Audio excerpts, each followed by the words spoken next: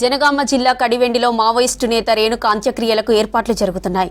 రేణుకను చివరిసారి చూసేందుకు భారీగా తరలివస్తున్నారు కవులు, గాయకులు, పౌర హక్కుల సంఘాల నాయకులు. డెడ్ బాడీకి నివాళులర్పిస్తున్నారు.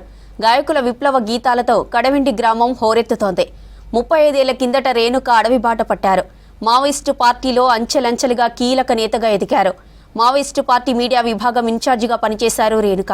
ఇక రేణుక భర్త దివంగత మావోయిస్టు శాఖమూరి అప్పారావు.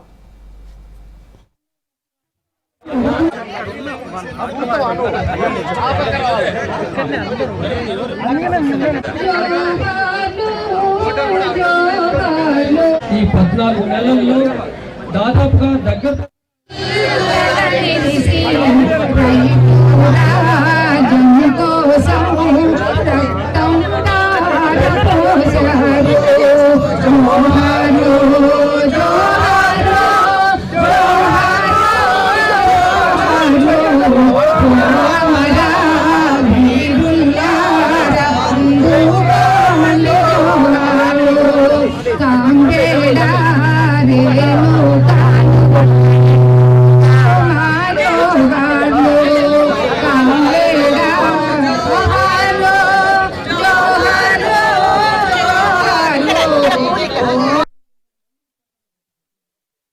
మోదీ, అమిత్ షాలు కుట్రపూరితంగా చేస్తున్న ఈ హత్యలను మనమంతా ఖండించాలని, ఈ హత్యలతోని ఈరోజు ఈ పోరాటాలు, ఉద్యమాలు ఆగవని, పాలకులు ఏ కుట్రపూరిత హత్యలు అయితే చేస్తున్నారో అవన్నీ చాలా దుర్మార్గమైనవి, హేయమైనవి. వాటిని వెంటనే ఆపాలని మేము డిమాండ్ చేస్తున్నాం. మావోయిస్టు పేరు మీద మావోయిస్టులను, ఆదివాసీలను కూడా విధ్వంసం చేయడం లక్ష్యంగా పెట్టుకున్నది ఇప్పుడు ప్రభుత్వం. ఖనిజ వనరుల మీద పెత్తనాలు విదేశీ కంపెనీలకు ఇవ్వడానికి, బహుళజాతి కంపెనీలకు ఇవ్వడానికి జరుగుతున్న పని ఇది. రేణుక మరణం అనేటువంటిది అనారోగ్యంతో ఒక చోట షెల్టర్ తీసుకున్నటువంటి తనని తీసుకెళ్ళి చంపేసినట్లుగా తెలుస్తున్నది. ఉద్యమకారిణిగా, ఒక మేధావిగా, ఒక సృజన రచయితగా మిట్కో చేసినటువంటి కాంట్రిబ్యూషన్ ఇది. ఆ సాహిత్యం ద్వారా ఆమె ఉంటుంది, ఆమె ఆచరణ ద్వారా ఉంటుంది.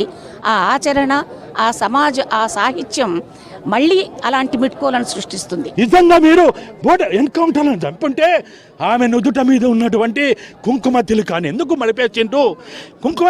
నుదుట మీద ఉన్నటువంటి కుంకుమ తిలకాన్ని తీసేసి మళ్ళా ఫోటోలు తీసి అవి మాత్రమే మీడియాకి విడుదల చేసిండ్రు. నిన్న కనీసం ఛత్తీస్గఢ్ మీడియా వాళ్ళు 4 మీడియా సంస్థలు అక్కడికి వెళ్ళి, ఆ గూడానికి వెళ్ళి, ఆ ఇంటికి వెళ్ళి ఏ బైకులలో ఇక్కడికి వచ్చిండ్రు, ఎన్ని బైకులలో ఇక్కడికి వచ్చిందని చెప్పి కూడా వాళ్ళు పూర్తిగా సమాచారం అంతా సేకరించి ఇవాళ ఛత్తీస్గఢ్ మీడియా అంతా మొత్తుకుంటా ఉన్నది.